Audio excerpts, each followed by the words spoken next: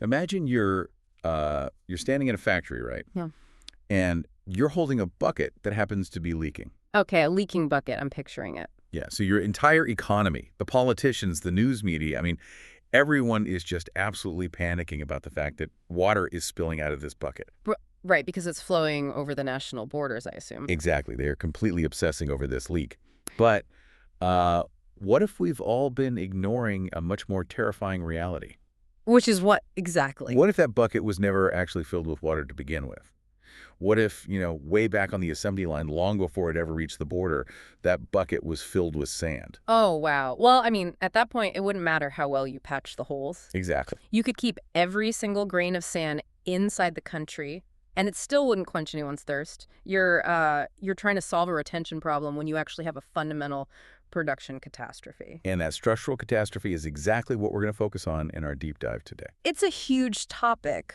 It really is. We are going to completely dismantle a concept that, well, it dominates the economic headlines all over the developed world, but particularly in places like Finland and broader Europe. Right, the concept of the brain drain. Yes. The supposed crisis of the best and brightest packing their bags and, taking their big brain somewhere else. It's basically the ultimate anxiety metric for modern policymakers. It really is. But the source material we are unpacking today argues that this whole geographical panic is completely backwards. Oh, entirely backwards. We're looking at this fiercely independent, highly provocative essay. It's titled The True Brain Drain, From Educational Molds to Individual Mastery. It's quite a title, and the author is really interesting, too. Yeah, so the author is a man named Juka. And Juka is, well, he's a fascinating character. To say the least. Right, he signs off his writing by describing himself as a retired farmer, an embedded programmer, and is an anarchist in the original sense of the word. Which tells you immediately that we are completely abandoning the sanitized, corporate think tank talking points today. Oh, for sure. He advocates for life, peace, truth, freedom, and justice. Yeah, we are diving into a deeply personal, systemic critique here. I mean, this is from someone who has spent a lifetime viewing society through multiple, incredibly diverse lenses. And I should say right up front, our role here is just to act as, like, tourists in Juka's worldview. Right, we're just guiding you through it. Exactly. His essay touches on some highly charged themes. I mean, he takes aim at elite culture, meritocracy, the bureaucratic state, and even global finance. Nobody is safe in this essay. No, they really aren't. And, we aren't here to cheerlead those critiques, nor are we here to debunk them. We're just going to map the architecture of his argument impartially. Because the way he connects childhood education to macroeconomic failure is, well, it's undeniably compelling, whether you agree with him or not. It really is. So let's dive right in. The standard narrative, what they call Ivovoto. Yeah, the brain drain. Right.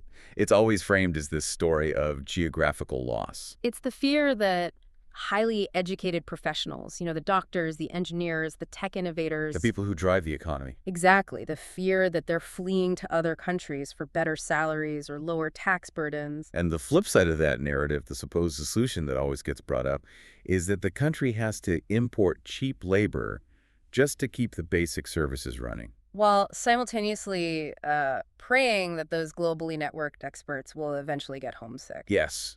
The whole prodigal son narrative. The hope is they return in their prime to build the next Nokia or the next global tech giant and just single-handedly save the national economy. Right. It is a narrative of extremes. Totally. On one hand, you have this apocalyptic fear that all the state's investment in education is just vanishing into thin air and taking the patents and the tax revenue with it. And on the other hand, this utopian hope of the tech genius returning to rescue the GDP. But Juka looks at both of those extremes, the panic and the utopian hope, and he just dismisses them entirely. He throws them out. Yeah, he claims that the geographical movement of these adults has virtually no positive impact, and that the negative impact is entirely misunderstood by the people tracking the data. He fundamentally rejects the timeline of the crisis, right? Exactly. By the time an adult is standing at the airport with a master's degree in their hand, agonizing over whether to move to Berlin or Silicon Valley, the actual drain has already taken place. The damage is already done. Yes. So why do governments and economists fixate so much on the airport then? If the real loss of potential didn't happen there, Why is it literally the only thing we talk about? Well, it's because it is visible. I mean, it is quantifiable. Right, you can put it on a spreadsheet. Exactly. You can look at an immigration spreadsheet and see exactly how many people with advanced degrees cross the border in a fiscal year. And, bureaucracies love metrics they can track. Or they thrive on them. But tracking physical movement completely ignores the qualitative state of the brains that are moving. Which goes back to the sand analogy. Right. Juka is suggesting that society is obsessing over the shipping destination of a product that was already fatally compromised on the factory floor. That makes so much sense. So if the true loss of human potential isn't happening at the border crossing, if the geographical brain drain is essentially a massive distraction, where does the real drain occur? Jika points his finger directly at the classroom. Like a classroom. He argues that the genuine brain drain begins the exact moment children are placed into institutional schooling Oh, wow. and forced to pass the exact same standardized tests in the exact same way.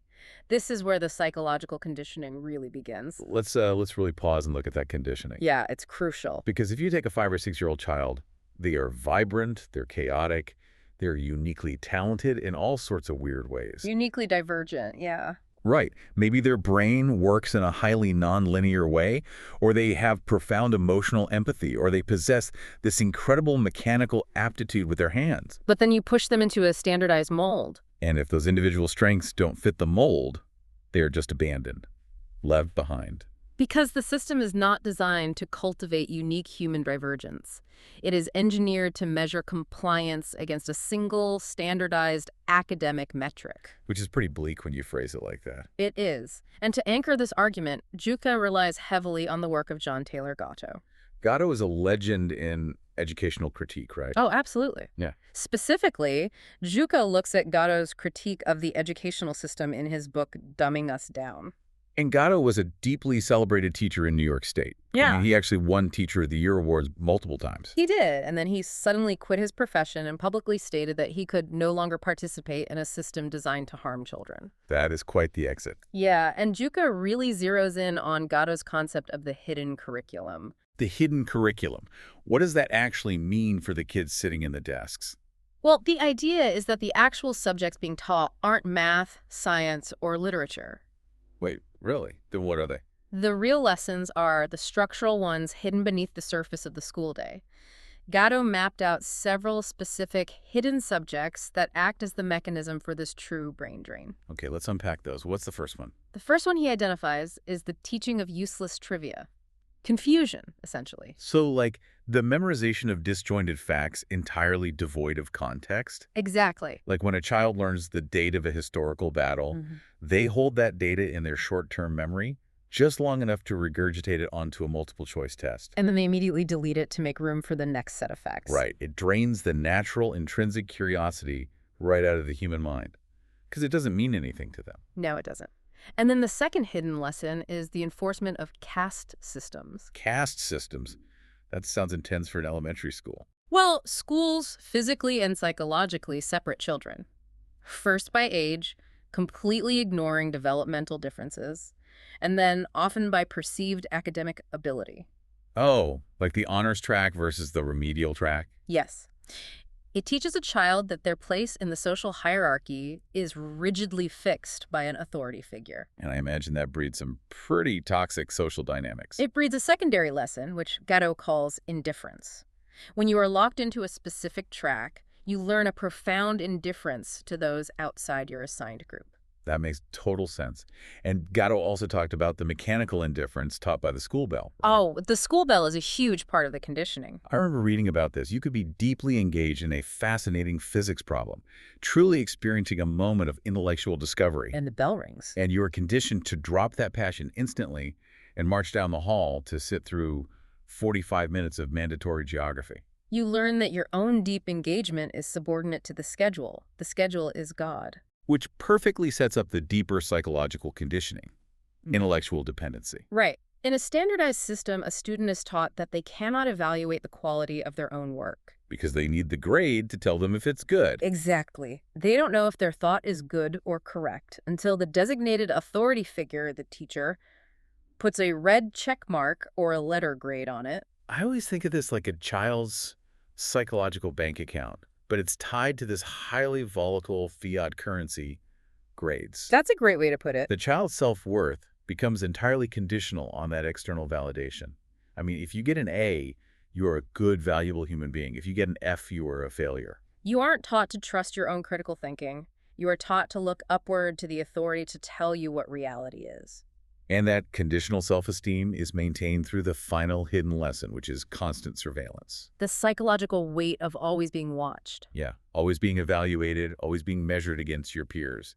When you synthesize all of these hidden lessons, trivia, caste systems, indifference, intellectual dependency, conditional self-esteem, and surveillance, you do not produce independent, highly innovative thinkers. What do you produce? You produce compliant, deeply anxious rule followers who are utterly terrified of making a mistake. So, connecting this back to Juka's thesis on the macroeconomic scale, the state isn't losing its intellectual capital because people are moving to London or Silicon Valley. No, not at all. The state is systematically hemorrhaging talent internally.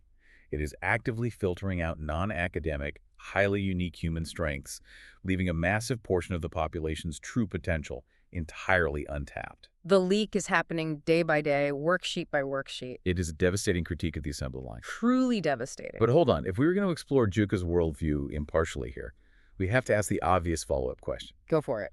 If this standardization is so obviously destructive to individual potential, I mean, if observers like Gatto and Juka can see the damage so clearly, why do we keep doing it? That is the million-dollar question. What is the ideological engine that keeps this specific assembly line running across almost all developed nations? Well, Juka doesn't just isolate the school system. He places it within a broader societal context. He builds a larger theoretical framework, which he explicitly refers to as a toxic cocktail. A toxic cocktail, I like that. He takes Gatto's educational critiques and blends them with several major socioeconomic theorists to show what happens when you plug a broken educational model into a very specific, modern economic machine. Okay, let's break down the ingredients of this toxic cocktail, because this is where the essay really expands from an educational critique into a grand sociological theory. Right, so the first ingredient he pours into the glass comes from the thinkers Michael Sandel and Thomas Piketty. And what is that ingredient? Meritocracy. Meritocracy. Right. Now, that's fascinating to unpack because at face value, it sounds like the ultimate form of fairness, doesn't it? It does. It is the defining ethos of the modern global economy.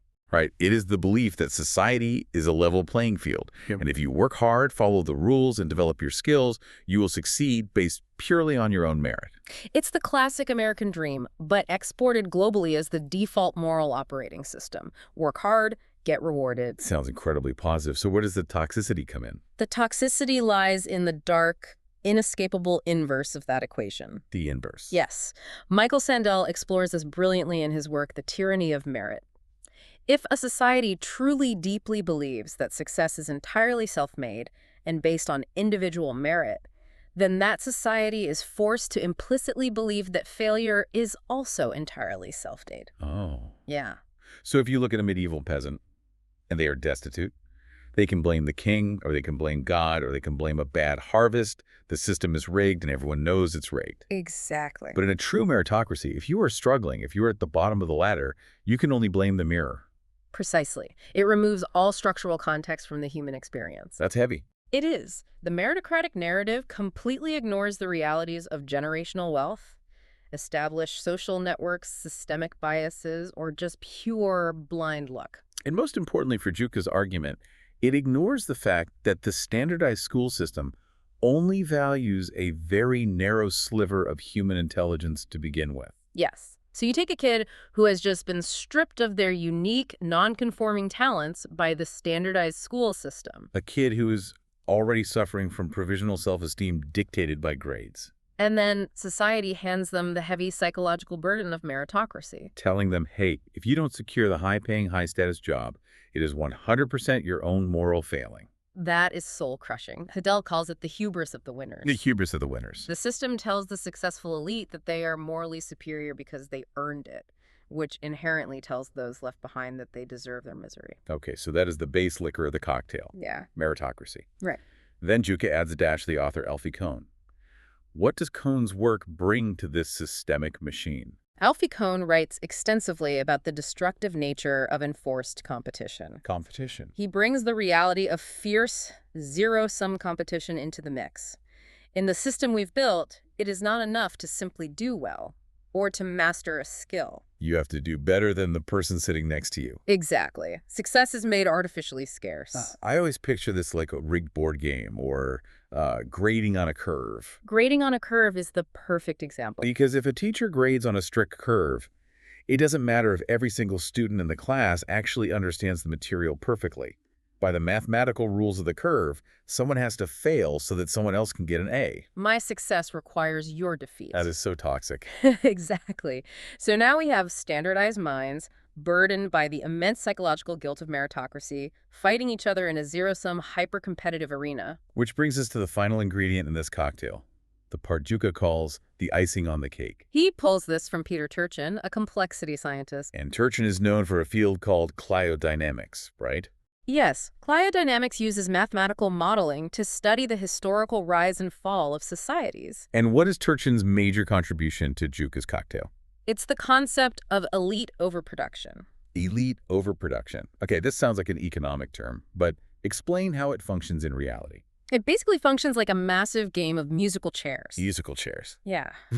Elite overproduction occurs when a society's educational and societal structures produce far more highly educated, highly ambitious individuals who expect elite positions. Meaning wealth, power, and high social status. Right. Far more of those individuals than there are actual elite positions available in the economy. So society prints the tickets, but they don't build enough seats. That is exactly it. You have universities and polytechnic institutes functioning essentially as businesses, churning out thousands upon thousands of graduates with advanced degrees. And all of these graduates have been promised by the meritocratic narrative that if they get the degree, they deserve the top-tier job. But the physical economy only generates a very small number of those jobs. The math simply does not work. It doesn't. You print 100,000 master's degrees, but the economy only created 10,000 managerial or elite tech roles that year. Right. So what happens to the 90,000 people left standing when the music stops?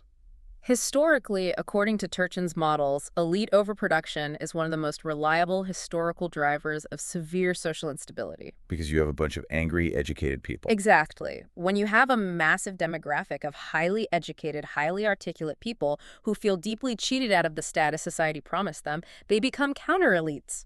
And society fractures. Yes. Let's step back and look at the entire cocktail Juka has mixed here because it's wow. It's a lot. You start with an educational system that crushes individuality and enforces intellectual dependency based on Gatto's observation. Right. You combine that with a societal belief that says, if you don't succeed, you are a worthless failure who didn't work hard enough, bringing in Sandel and Piketty. You pit all these anxious individuals against each other in a brutal zero-sum competition, as Kohn outlines. Exactly. And finally, you build a macroeconomic structure where the vast majority of people are mathematically guaranteed to lose anyway because of Turchin's elite overproduction. It is a breathtakingly efficient machine for producing human misery. And this leads Juka to a moment of deep philosophical speculation in his essay. He looks at this stacked deck, this perfect storm of intersecting systemic pressures, and he asks an incredibly provocative question. He wonders if it's intentional. Yes, he wonders. When you look at how perfectly these elements fit together to grind down individual autonomy, is the resulting catastrophe due to mere ignorance and a lack of understanding by our leaders, or is it actually intentional? He is observing the sheer brutal efficiency of the machine and questioning whether something that functions this flawlessly at producing compliance could truly just be a historical accident. And keeping to our neutral framing here, we don't need to dive into conspiracy theories about shadowy cabals designing the school system. We don't. What's important is Juka's diagnostic lens. He is forcing the reader to look purely at the structural outcomes of the system, rather than the benevolent intentions printed on the school district's brochures. However, abstract sociological models, even brilliant ones combining 5 different major thinkers, they could feel a bit cold. Right, they're very theoretical. Juka understands that to truly convey the gravity of how this machine chews up a human life, he needs to bring the theory down to the ground level. He needs a case study. Which leads us to the narrative anchor of his essay, the life and trajectory of a character he calls Little Pekka. Pikupeka, or Little Pekka, serves as the archetype of the perfectly average citizen navigating this system. And Juka is very deliberate in how he introduces him, isn't he? Very deliberate. Pekka comes from a standard lower middle class family. He possesses average physical health, average height, average weight. So he is not a marginalized outlier, Yeah. nor is he a child of extreme privilege. He is the statistical norm. And because he comes from this standard background, Pekka absorbs the foundational rules of his society very early on. His parents teach him the practical realities. Money doesn't grow on trees. The school system immediately teaches him the core meritocratic lie. Hard work inevitably brings success. And the hidden curriculum teaches him the survival mechanic. To get along in this world, you must sit quietly, suppress your urges, and obey the designated authority. So we can track Pekka's psychological development through his first 9 years of basic education. What is happening on the assembly line to Pekka? According to Juka's application of Gato, Pekka is spending thousands of hours learning basic facts he will likely never need in the real world. Because none of it is anchored in reality. He is downloading raw data into his short-term memory, holding it there under the threat of a failing grade, passing a 2-minute test, and then instantly purging the data. He isn't building a complex, interconnected mental model of how the universe works. He's just operating as a temporary hard drive. But the real tragedy of little Pekka, the actual brain drain, happens very quietly and entirely voluntarily. This is the saddest part.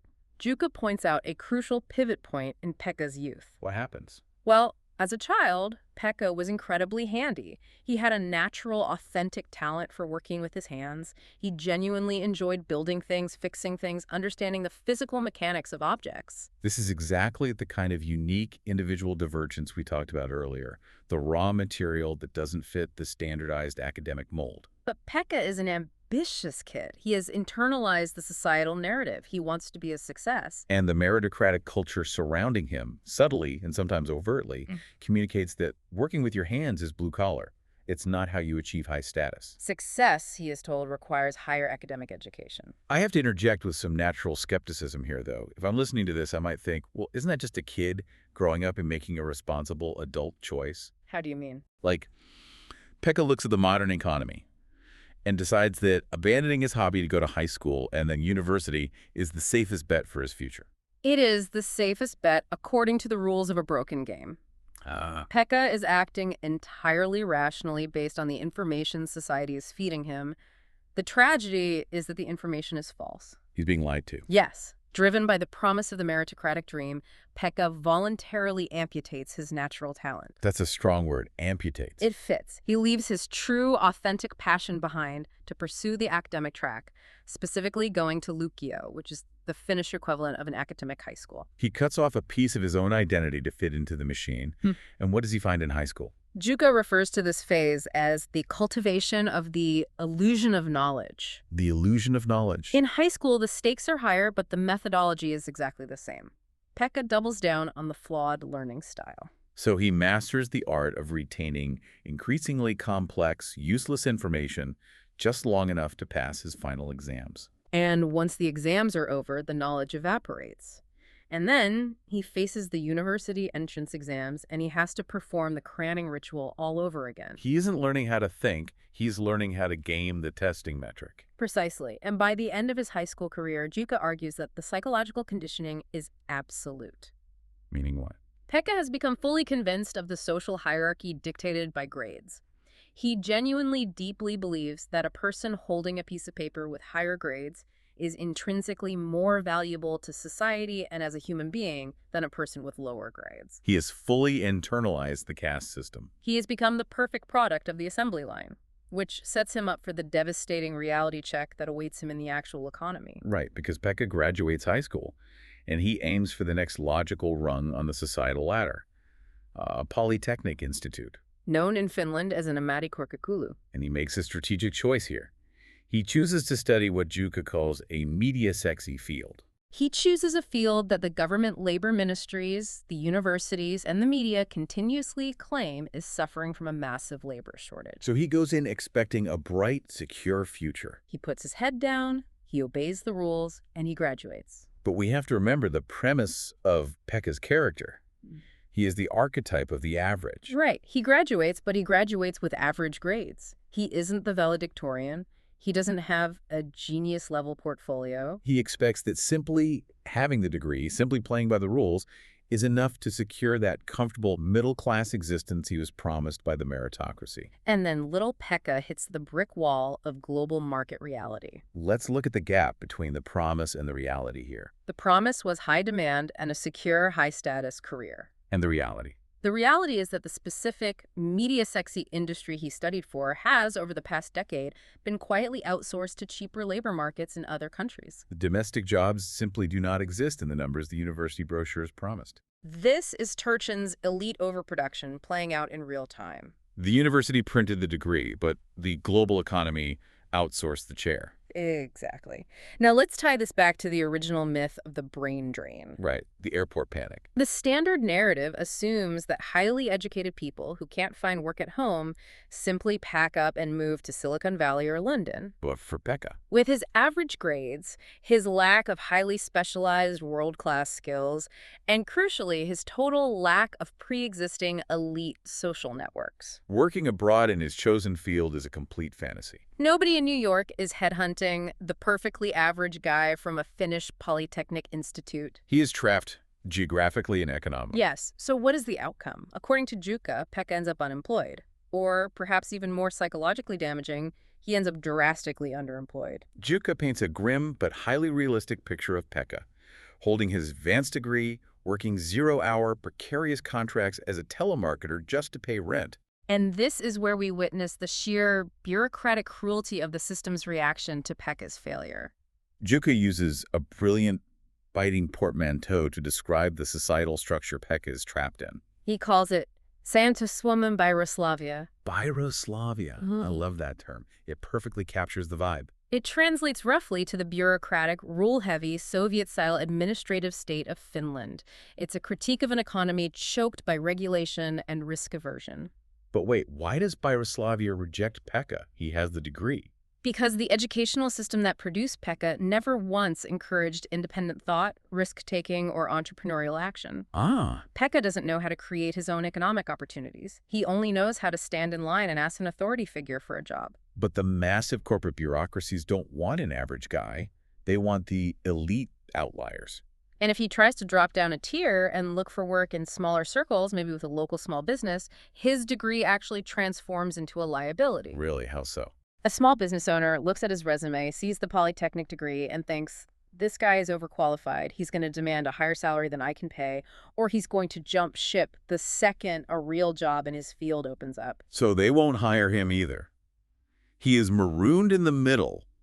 Too educated for basic labor, not elite enough for the professional class. The final twist of the knife, the most toxic element of the cocktail, is where society places the blame for this situation. How does the culture react to Pekka's predicament? They don't blame the global corporations for outsourcing the industry. They certainly don't blame the school system that systematically convinced him to abandon his natural talent for working with his hands. They look at Pekka, they look at his degree, they look at his telemarketing job, and because of the deeply ingrained belief in meritocracy, they assume there must be something fundamentally morally wrong with him. If the system is fair and he is failing, it's his fault. And the psychological fallout is catastrophic.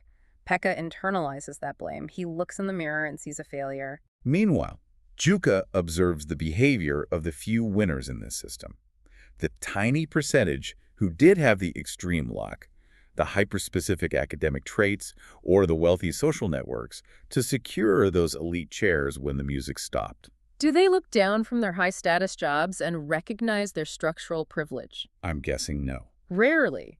According to Juka's observation, they flaunt their achievements in the media with immense arrogance. They write articles and give interviews, encouraging everyone else to just work harder and join the brutal competition. And they don't do this because there is actually room for everyone at the top.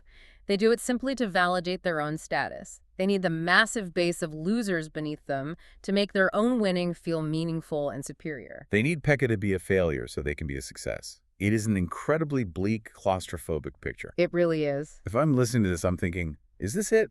Is Pekka just doomed to live out his days in Byroslavia feeling like a failure? Are we all just trapped on this assembly line? It feels like a dead end. But Juka's essay is not ultimately a work of nihilism. Okay, good. He doesn't just diagnose the terminal disease. He offers a completely different way to approach human development. He offers a way to stop playing the rigged game altogether. Let's shift gears and look at the cure. Juka proposes a thought experiment, a hypothetical scenario that rewrites the entire timeline. What if Pekka and his parents had actually understood the realities of the game from the very beginning? What if they could have seen the assembly line for the trap that it was? Escaping the trap requires a total paradigm shift. It requires actively dismantling every single hidden lesson that Gatto outlined. Juka breaks this alternative path down into a few critical areas. Let's go through them. The absolute foundation is self-worth. Yeah. If Pekka's parents truly understood the game, they would have actively, repeatedly taught him that his worth as a human being is unconditional. They would have actively decoupled his identity from the fiat currency of grades. They would have told him, you are enough exactly as you are. You do not need a piece of paper or a teacher's approval or an A on a math test to justify your existence on this planet. Imagine the kind of psychological armor that would provide a child walking into a standardized classroom. It makes them immune to conditional self-esteem. The second major shift is prioritizing passion over prestige. So in the alternative timeline, when little Pekka first showed that he loved working with his hands, that he possessed a deep natural aptitude for physical mechanics. His parents wouldn't have subtly steered him away toward the media-sexy academic degree. They wouldn't have let him amputate his talent for the sake of social status. They would have fully, aggressively supported that innate passion, regardless of where it sat in the artificial societal hierarchy. And this requires a very grounded, realistic shift regarding the concept of money, doesn't it? It does. Juka is not presenting some starry-eyed utopian idealism where he claims money doesn't matter. He is highly practical. He says Pekka's parents would need to teach him a very nuanced truth.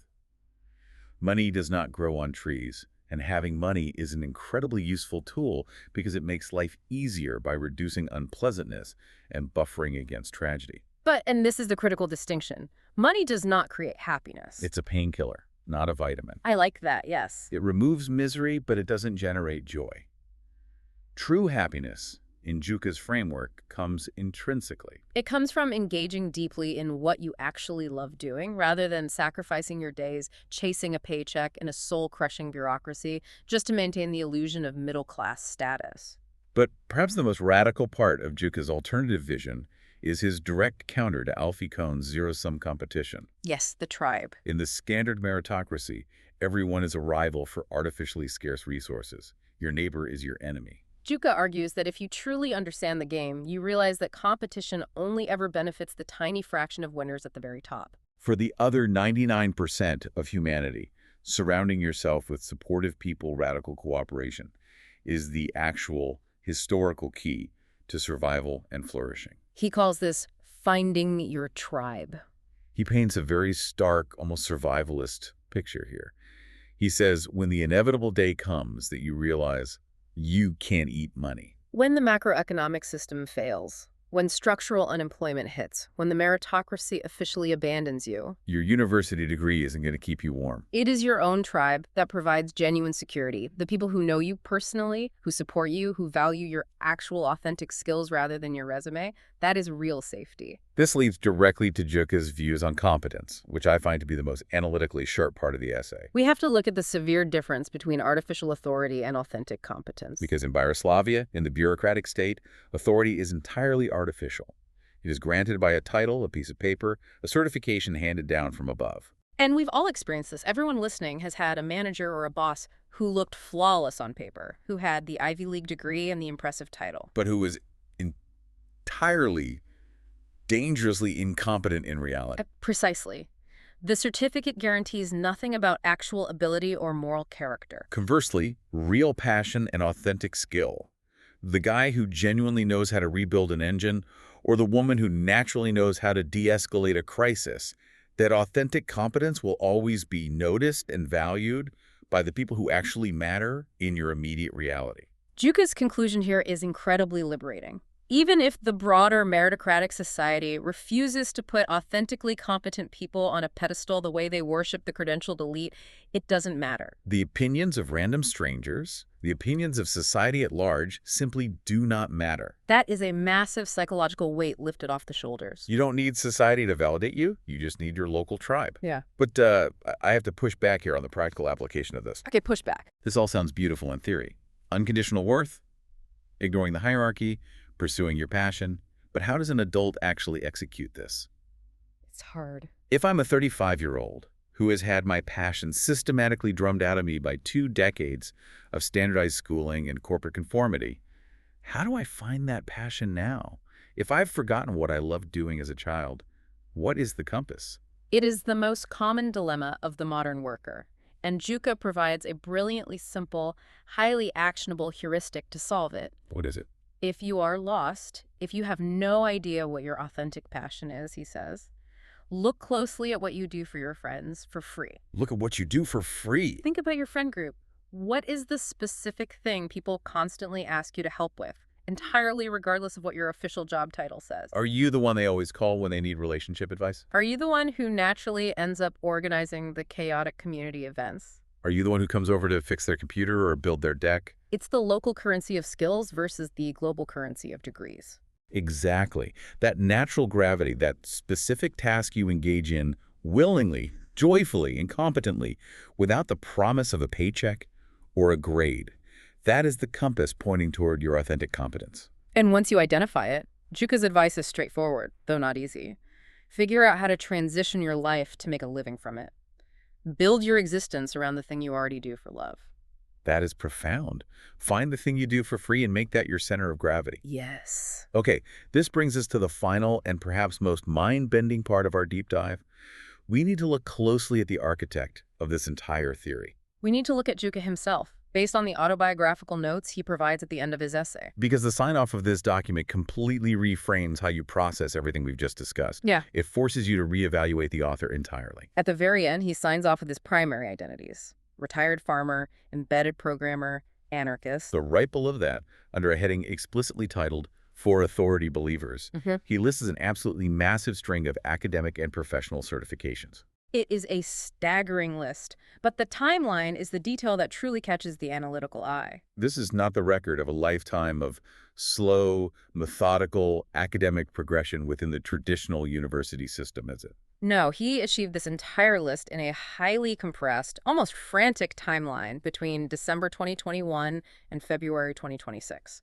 Roughly 4 years. Let me read some of these to give everyone a sense of the scale. He lists Professor Dr. H.C. of Philosophy, multiple levels of NLP neurolinguistic programming, both practitioner and master, Gestalt therapy practitioner, REBT, master in Ericksonian hypnotherapy, master in systems thinking, and modern applied psychologist. It's quite the resume. Hold on, I have to interrupt myself here because this is a barrage of psychological jargon. If I'm listening to this, I need a translation. Sure. What actually are these therapies, and why would a guy who just spent an entire essay tearing down the educational system spend 4 years mastering them? What is REBT? REBT stands for Rational Emotive Behavior Therapy. It is a psychological framework designed specifically to identify and dismantle deeply held irrational beliefs that cause emotional distress. For example, the deeply held irrational belief that my worth as a human being is entirely dependent on my academic success. Exactly. REBT provides the tools to break that specific conditioning. And what about Gestalt therapy? Or Ericksonian hypnotherapy? Gestalt therapy focuses heavily on personal responsibility and focusing on the present moment, rather than being trapped in past conditioning or future anxieties. Okay. Ericksonian hypnotherapy uses indirect suggestion to bypass the conscious mind's rigid defenses and access the unconscious to facilitate change. And NLP, neurolinguistic programming, studies how our language and neural processes can be modeled and altered to change our behavior. So we look at this list and we have to ask, is this a massive paradox? Is Juka a hypocrite? It's a fair question. We just spent an hour discussing his fierce critique of institutional education, standardized testing, and artificial authority, and then he drops a resume that looks like he owns the university. He literally labels the list a joke for authority believers. It is a flex. A flex. He is anticipating the critic who says, why should I listen to a retired farmer about the macroeconomics of the education system? His response is, oh, you require an artificial piece of paper to validate my intellect. Here are 10 of them. Now can we talk about reality? It's incredible, but it also proves his point, doesn't it? My read on this is that Juka isn't anti-learning. He's fiercely anti-standardized learning. He is anti-coercion. Exactly. His rapid acquisition of these incredibly complex psychological frameworks perfectly models his own core advice. He didn't spend 12 years sitting quietly in a classroom memorizing useless trivia under the threat of a bad grade. No, he found subjects he was deeply, intrinsically fascinated by, specifically human psychology, systems thinking, and how the mind is programmed. And he dove into them with absolute self-directed mastery, entirely outside the traditional childhood mold. He demonstrates what the human brain is actually capable of when it is driven by internal passion rather than external punishment. He mastered the equivalent of 3 PhDs in 4 years because he actually wanted to know the information. And look at the specific subjects he chose to master: NLP, Gestalt, REBT, hypnotherapy, systems thinking. These are all advanced tools for understanding exactly how human beings are programmed, how beliefs are formed, and how complex systems operate. He essentially learned the source code of human behavior. He learned the rules of the matrix so he could hack it. Exactly. He learned exactly how the assembly line works on a neurological level so he could explain it to us, and more importantly, so he could provide the antidotes. Because that is what these therapies are. They're intellectual first aid kits for deprogramming the standardized mind. Which connects directly to his final, grandest claim in the essay, the ultimate macro conclusion. He asks a visionary question. What happens when the pekkas of the world finally wake up? What happens when a critical mass of people stop playing the meritocratic game, stop chasing false prestige, heal their conditional self-esteem, and just do what they genuinely love within their local tribes? Juka claims that this mass psychological liberation is the absolute prerequisite for massive global systemic change. He states that eventually, once enough people are grounded in their authentic competence, they will have the clarity and the independence to tackle the biggest structural illusions of all. Specifically, he claims they will fix the banking system that creates money out of thin air. It is a breathtaking leap in scope. It really is. And again, observing this purely as tourists in his worldview, we see the complete trajectory of his unified theory. He is linking the psychological liberation of the individual directly to a global economic revolution. He connects a child sweating over a spelling test directly to the creation of fiat currency. It's a massive leap in logic, but it shows the sheer, uncompromising scale of his worldview. He's arguing that you cannot possibly fix the macro systems like global finance or elite overproduction or the hollow meritocracy until you fix the microsystem, the individual human mind. Because a person who trusts their own critical thinking, who knows their own unconditional worth, will not blindly accept a broken, exploitative economic system simply because an authority figure in a suit tells them it is necessary. Finding individual mastery naturally leads to dismantling systemic illusions. It all connects, from the classroom to the central bank. Which brings us to the end of our deep dive today. We have covered a massive amount of conceptual ground. Juka has forced us to completely redefine the parameters of the brain drain. We have to stop looking at the airport and start looking at the kindergarten. We have to recognize it as the systematic crushing of individual potential by a rigid, standardized educational system. We looked at the hidden curriculum that enforces compliance and anxiety. We explored the toxic cocktail of meritocracy, zero-sum competition, and elite overproduction that mathematically guarantees the average person will feel like a failure. We followed the tragic trajectory of little Pekka, the archetype who voluntarily abandoned his authentic talents to play a game he was structurally designed to lose. But crucially, we explored the escape route, the radical power of acknowledging your unconditional worth. The practical necessity of finding your true passion by identifying what you do for your friends for free. And the ultimate, unshakable security found in building your local tribe rather than chasing hollow certificates in Byroslavia. So as we wrap up, we want to turn the lens back on you. We want you to reflect on your own history and take an honest inventory of your own Pekka moments. How much of your current career or the educational path you walked was chosen simply to satisfy the expectations of a standardized mold? How many of your major life decisions were driven by the sheer terror of falling behind in the meritocratic race, rather than cultivating the things you would happily do for your friends on a Saturday afternoon? It is an uncomfortable audit to perform. Have you prioritized artificial prestige over authentic passion? As you mull that over, we want to leave you with one final, provocative thought to explore on your own. A thought that builds directly on Juka's profound thesis. If the modern educational system is truly structurally designed to produce anxious conformity rather than individual mastery. What is one useless skill or one deeply forgotten childhood passion that you still secretly possess that might actually be your most valuable, untapped asset in a world desperately overcrowded with standardized thinkers? The world does not need another perfectly average person desperately trying to fit into a pre-cut mold. It is starving for the unique, authentic thing that only you can do. Think back to that leaking bucket we talked about at the very beginning. Society is screaming at you to plug the holes, to stay in the bucket, to conform to the volume they assigned you. But they were the ones who filled it with sand. You don't just sit in the bucket, dump the sand out, walk out of the factory, find your own water. Thanks for joining us on this deep dive. We'll see you next time.